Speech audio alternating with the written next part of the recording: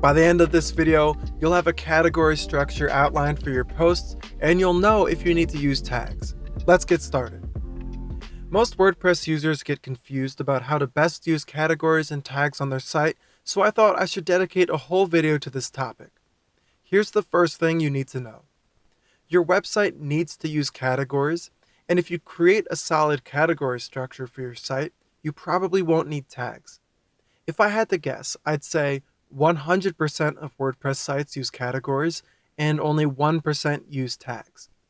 To see a great use of categories, let's visit The Guardian. Take a look at the menu where they link to their primary categories: news, opinion, sport, culture, and lifestyle. Every single article The Guardian publishes fits into one of these 5 categories, and that's rule number 1 for creating an excellent category structure. Every post should fit obviously into one category. Once you create a rough outline of your categories, come up with 10 example post titles and try to fit each one into your categories. If a post doesn't fit into any of them, then you might need an additional category. Alternatively, if a post fits into more than one category, or if there's any debate about which one it should belong to, then you need to make your categories more specific. You should try to have around 3 to 5 categories. It's not a big deal if you have 6 or 7, but it might be a sign that you need to rethink the categories you have. The Guardian publishes a huge amount of content every single day, so if they can fit every post into 5 categories, then so can you. Now let's return to The Guardian and watch what happens when I click on the More button. This reveals each category's subcategories. The sports category is the most illustrative, with common sense subcategories like soccer and tennis.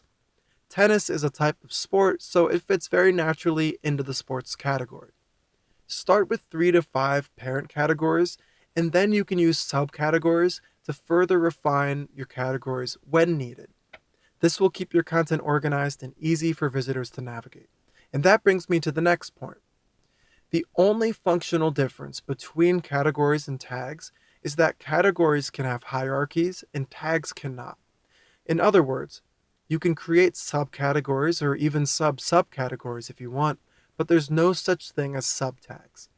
This makes tags too limiting as the primary means of organizing your site's content. In practice, you likely won't need tags at all, but if you decide to use them, just make sure to plan them out in advance too, just like you do with your categories. Sometimes bloggers make up new tags for posts as they publish them, and honestly, it makes their site really annoying to navigate. Imagine seeing an interesting tag and clicking on it just to find a page that only lists the post you already read. Then imagine that happening again, and you'll probably never click on a tag again. It's an aggravating experience for your visitors, and while we're not going to cover this in detail, it's also really bad for search engine optimization. Log into your WordPress dashboard and hover over the Post menu, and you'll see the Categories and Tags menus here. Click on the Categories menu, and on this page, you can use the right side to review your existing categories, including how many posts are published in each one, and on the left side is where you'll add new categories. In the name field, type out news. The slug is just like a permalink, so we'll type news in all lowercase. This isn't a subcategory, so you can skip the parent category selector, and then in the description you can write out news and announcement posts about, and then the name of your brand. Lastly, click the Add New Category button to create this new category. Click on All Posts to visit the Posts menu, and click on the announcement post you just filled out in the last video. Open up the Categories section and check off the News category box, and then uncheck the Uncategorized category. I'll click the Update button now, but since your post is unpublished, you would click the Save Draft button at the top instead. Like I was saying in the last video, categorizing this post is tough because it's probably unlike your other posts. For this reason, I think it's nice to have a single news category that you can use anytime you want to tell people what's happening behind the scenes with your site. If I visit my post and then scroll to the end of the content, you'll see that it now links to the news category. And if I click on the link, it will bring me to the news category archive, which includes the category name and description here, and then lists every post I've published in the news category.